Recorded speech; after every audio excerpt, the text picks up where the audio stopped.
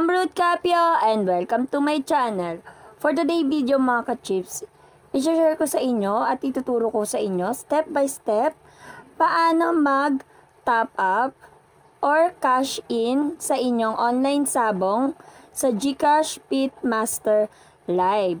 Pero bago ko umpisahan ang video na ito, make sure na click mo na ang like, subscribe button, and notification bell para laging update sa mga new videos na i-upload ko sa aking channel.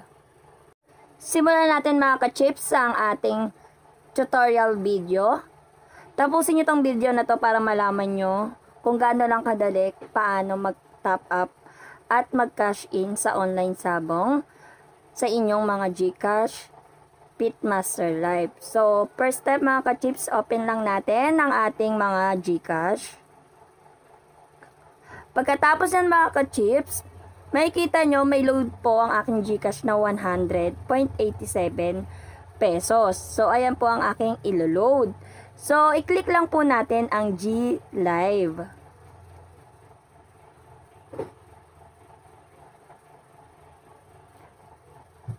Ang next step na gagawin natin mga ka-chips, hanapin po natin ang Pitmaster Live.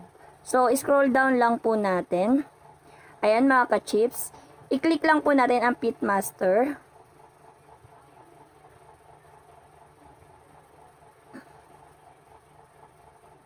Ayan makikita nyo mga ka-chips na 0-0 po ang aking current points.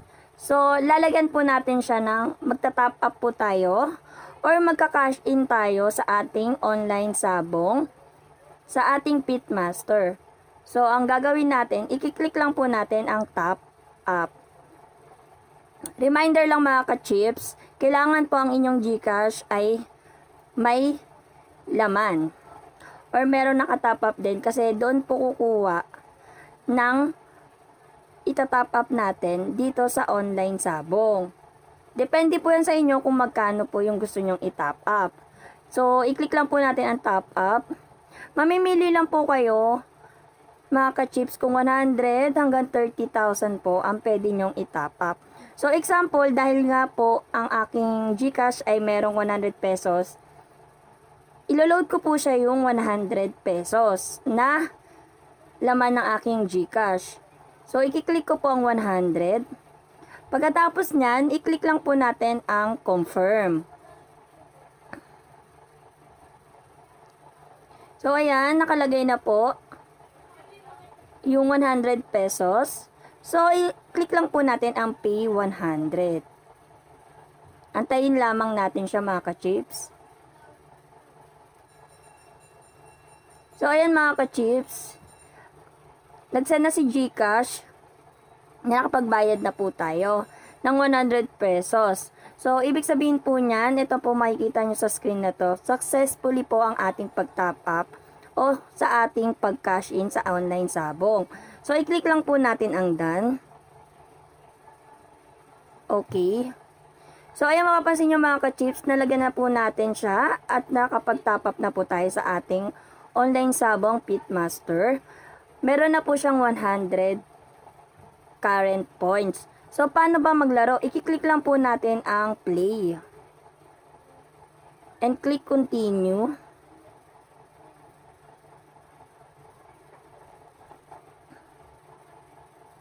So, ayan mga ka-chips. Yan yung makikita nyo kung maglalaro na kayo. Ayan, hindi naman kasi pwede siyang i-play mga ka-chips. So, ayan, makikita nyo po. Tataya po kayo dyan. I-click nyo kung ano po yung gusto nyo tayaan. Kung meron, draw, or wala. So, ayan, nandiyan. Ayan, makikita nyo mga ka-chips. Yan po yung mga fights schedule. So, ayan. Ayan, makikita nyo dyan mga ka-chips. Yan yung paano kayo tataya. Hindi po kasi natin pwede ipakita yung laban. Kasi po, bawal po kay YouTube. Kung nagustuhan nyo po, mga ka-chips, ang aking tutorial, don't forget to like, share, and subscribe para laging update sa mga new videos na i-upload ko sa aking channel.